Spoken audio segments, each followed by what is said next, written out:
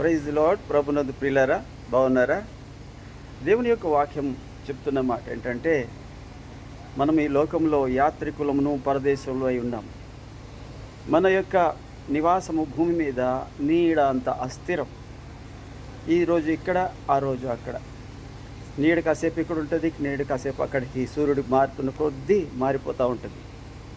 అయితే ఈ లోకంలో మనం యాత్రికులమును ఎరిగి మనతోని వచ్చేవి ఏంటో అవి మాత్రమే సంపాదించాలి. ఇక్కడ మనతో వచ్చేవి ఏంటి, మనతో రానివి ఏంటి అని అంటే, ఈ లోకంలో ఉన్నంత కాలము నీతో నువ్వు సంపాదించుకున్న నీ ఆస్తి, నీ బంగారము, లేకపోతే నీ బంధువర్గము, నీ పిల్లలు ఎవరు కూడా నీతో రారు. మరి ఎవరు వస్తారు నీతో అంటే, నువ్వు ఈ భూమి మీద ఏవైతే ఈ శరీరంలో వండి చేసిన క్రియలు ఉన్నాయో ఆ క్రియలు నీతో వస్తాయి. ఆ క్రియలు నీ వెంట వస్తాయి. ఇంకా రెండవది నీతో వచ్చేది ఏంటంటే, నీవు ప్రభు రక్తంలో పొందుకున్న పరిశుద్ధాత్మ నీతోనే ఉంటారు. ఆయన విమోచన దినం వరకు నిన్ను ముద్రించి ఉంచారు. ఎప్పుడైతే సమాధి నుండి ఒకానొక దినమున దేవుడు విమోచిస్తాడో ఆ రోజు వరకు ఆయనలో నువ్వు ఉంటావు, నీతో ఆయన ఉంటారు.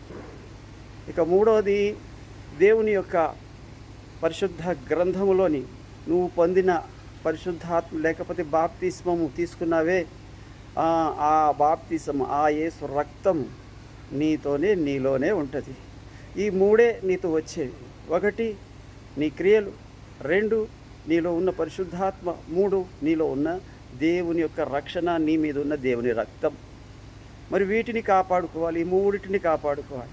లోకంలో నువ్వు దేన్ని కాపాడుకోవాలన్నా అవి కాపాడబడవు.